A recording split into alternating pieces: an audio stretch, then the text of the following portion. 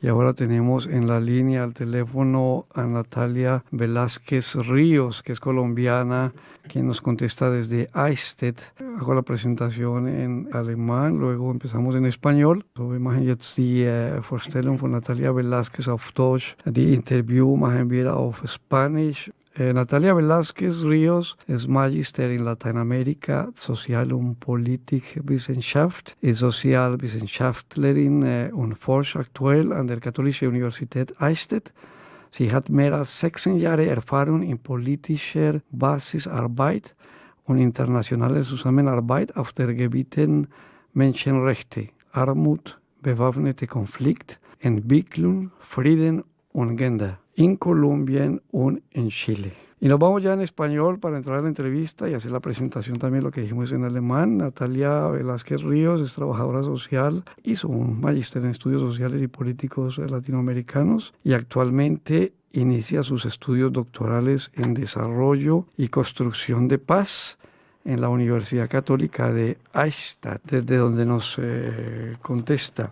Vamos a charlar con Natalia sobre el tema paz en Colombia. Ella está el 29 de enero en la Semana Latinoamericana presente con este tema de los procesos de paz y el nuevo escenario político en Colombia. Muy buenas noches, Natalia, ¿cómo estás? Hola William, buenas noches para ti y para todos los oyentes. Muchas gracias por acompañarnos aquí en Latinotopía y vamos a hablar un poquito de lo que nos trae San Nuremberg el 29 de enero. La primera pregunta, Natalia, mira, el 24 de noviembre del 2016 se firmaron los acuerdos de paz entre el gobierno de Manuel Santos y la guerrilla de las FARC-EP. Este acontecimiento se celebró con mucha esperanza entre el pueblo colombiano, entre la gente, y ya han corrido más de 2 años. ¿Aún se vive ese ambiente de optimismo en Colombia, Natalia? Bueno, pues yo creo que una de las primeras cosas que hay que aclarar es que ese ambiente de optimismo fue solo de una parte de la población colombiana. Este proceso de paz se ha caracterizado por una gran polarización que ha estado marcada desde el inicio del proceso y luego, como seguramente todos fueron testigos, de la firma del acuerdo que tuvo de precedente un plebiscito que perdimos, quienes estábamos apoyando el acuerdo. Y esto fue, digamos, porque había un movimiento muy fuerte que estaba en contra de los acuerdos de paz.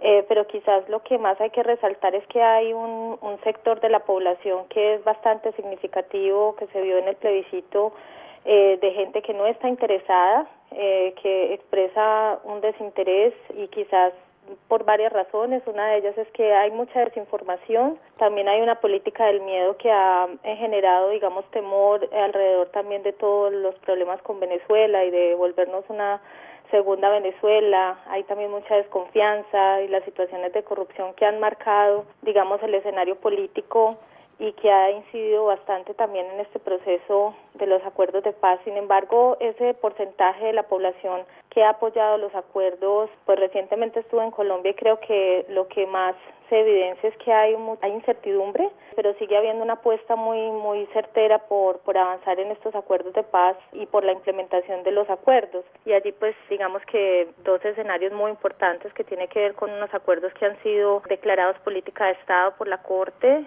y lo otro pues como las mismas herramientas que implica la implementación de los acuerdos, lo que indica que sí o sí los acuerdos hay que implementarlos, ¿no? La pregunta ahora será cómo y desde qué perspectiva, pero bueno, hay un escenario que todavía se refleja de bastante polarización en el país. Sí, ese escenario que mencionas está marcado por la existencia de un gobierno que se muestra adverso a todo el proceso. ¿Significarán esos 4 años del gobierno del presidente Duque el fracaso de los acuerdos o existen esperanzas de que se continúe con el cumplimiento de lo pactado? Bueno, yo creo que hay una cosa que reitero y es que los acuerdos al ser política de Estado, más allá del presidente que esté, deben darse. Eso significa que hay unos lineamientos que tienen que darse, pero pues el problema es la forma y cómo se debe hacer.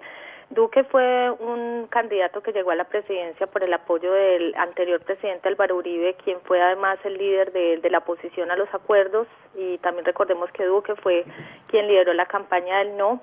Pero en estos ya 3 meses que ha venido asumiendo la presidencia se ha podido observar una moderación en el discurso que él ha tenido, también por la presión de la cooperación internacional, y ha habido también un cierto distanciamiento, digamos, del grupo de Uribe, ya, digamos, en el ejercicio de sus funciones. Sin embargo, todavía no es tan claro cómo se va a avanzar en esa implementación desde este gobierno. Hay una apuesta decidida que ellos han planteado por el tema de la reincorporación de aquellos que realmente quieren apostarle, digamos, a dejar las armas, pero en términos generales de la implementación hay bastante falta de claridad de cómo institucionalmente esto se va a asumir. Sin embargo, yo creo que hay que decir también que hoy tenemos un escenario político muy distinto porque tenemos un parlamento, un congreso que está conformado por bastante diversidad, por decirlo de alguna manera, y es la primera vez en la historia, creo, de Colombia que tenemos un grupo parlamentario que hace parte de una oposición de izquierda mucho más formada y quizás con una mayor coalición también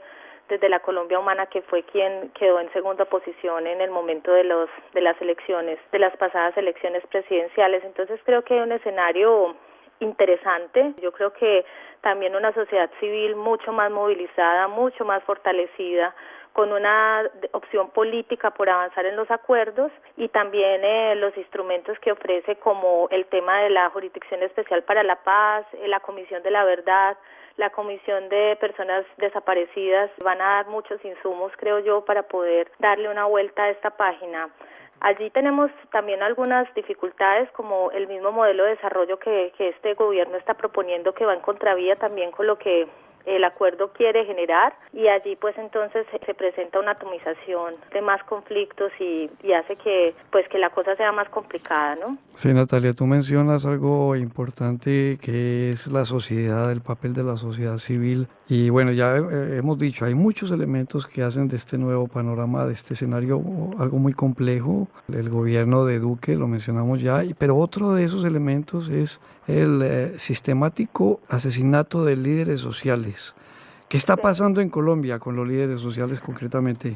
Bueno, yo creo que una primera claridad que hay que hacer es que nosotros no estamos hablando de un escenario de posconflicto, sino un escenario de posacuerdo. El conflicto político armado en Colombia todavía no se ha finalizado, se ha reconfigurado, porque nosotros hemos firmado un acuerdo con una de las guerrillas y uno de los actores del conflicto político, pero no con todos. Y entonces allí hay que mencionar que estamos en un proceso de posacuerdo y que eso evidencia, por un lado, la reconfiguración de un conflicto político armado en donde llegan nuevos actores, y por el otro lado la emergencia de nuevos conflictos, porque la guerrilla de las FARC ocupaban unos territorios que ahora están siendo interceptados, si queremos decirlo, por otros nuevos actores que llegan con una reconfiguración de los intereses en el territorio, y digamos que el asesinato de los líderes se ha dado precisamente, sobre todo a aquellos líderes que hacen una defensa del territorio y una permanencia del territorio. Este asunto de la economía extractivista, del modelo de desarrollo que está emergiendo, este asunto de los nuevos actores que llegan, como por ejemplo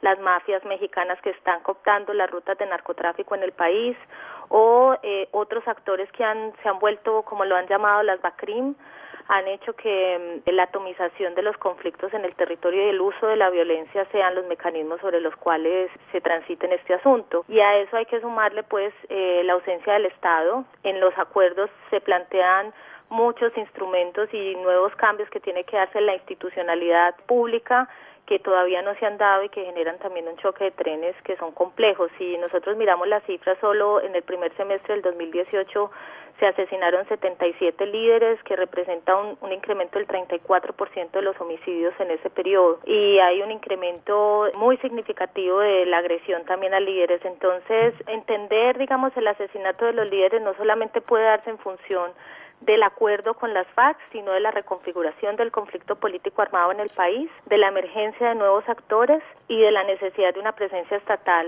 que realmente pueda asegurar las condiciones que requiere la población para poder dar una nueva vía y una viabilidad también a estos acuerdos y también a los procesos y las apuestas de construcción de paz que hace la gente en el territorio, que va mucho más allá de los acuerdos en La Habana. Sí, Natalia, estamos al hablar contigo aquí en esta pequeña charla, nos damos cuenta de lo complejo y de la cantidad de elementos que hay para desarrollar en este tema. Un desafío para ti bastante grande ahora que vienes a la Semana Latinoamericana y que seguramente lo vas a hacer muy bien, así como estamos escuchando.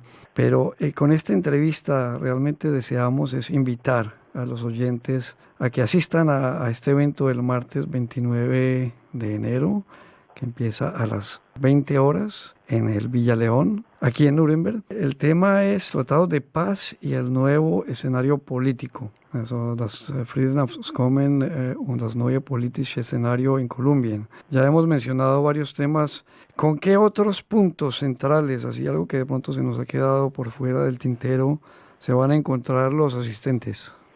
Pues yo creo que lo más importante es también complementar un poco esta mirada con los escenarios de oportunidad y con los retos, ¿no? Que enfrenta este nuevo escenario, y yo quisiera como finalizar diciendo que a pesar de las dificultades que estamos enfrentando en la implementación, de todas maneras la experiencia colombiana es una experiencia esperanzadora, porque creo que mientras el mundo está caminando hacia la emergencia de nuevos conflictos, Colombia le está apostando en todo caso a un acuerdo de paz y a reconfigurar esa historia que ha sido tan dolorosa, que ha sido un acuerdo de los únicos que tiene, por ejemplo, el enfoque de género incorporado de una manera consciente y que ha avanzado de todas maneras en un asunto importante. Yo creo que un mensaje que hay que dejar es que recordemos que los procesos de paz requieren casi el mismo tiempo que lo que implicó el mismo conflicto y el mismo conflicto armado. Por lo tanto, pensar en un conflicto de 60 años de historia no puede resolverse en 2 años de implementación de los acuerdos. Eso es una cosa de largo aliento que implica el involucramiento de nuevos actores y una mirada mucho más integral de los procesos. Entonces,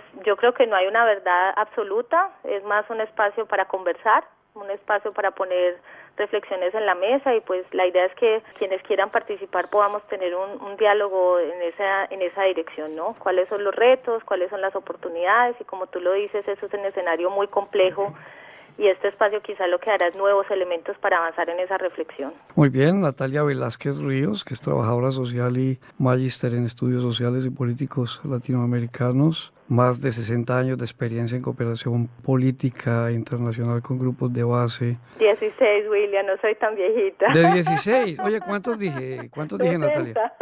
¿Cuánto dije? 60. Ay, no, mira, se me metió de pronto esto de los números en alemán, que es al revés. Oye, siquiera me corriges. 16, claro, una mujer tan joven, ¿cómo va a tener tantas experiencias? Con 16 años de experiencia en cooperación política internacional. Y en Chile y en Colombia, ¿cierto? Estuviste trabajando incluso en Chile también. Sí, en algunos países también de América Latina, pero sí, la mayor experiencia ha sido en Colombia y en Chile.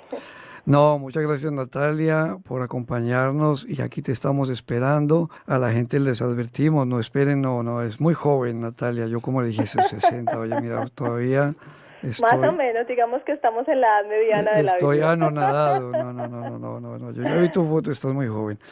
Nos alegra mucho, Natalia, de tenerte aquí el 29 de enero. Yo creo que la gente ya está súper motivada y van a ir allí pues para conversar contigo, para que hablemos sobre el tema de los procesos de paz y el nuevo escenario político en Colombia. Muchas gracias, Natalia. Muy bien, gracias a ustedes y muchos éxitos en toda esta semana, que creo que es una iniciativa muy interesante para todos los que estamos fuera, que llegamos a este país. Es un escenario muy interesante para compartir. Gracias y saludes a tu familia ahí en Eichstätt. Bueno, adiós. Chao, chao.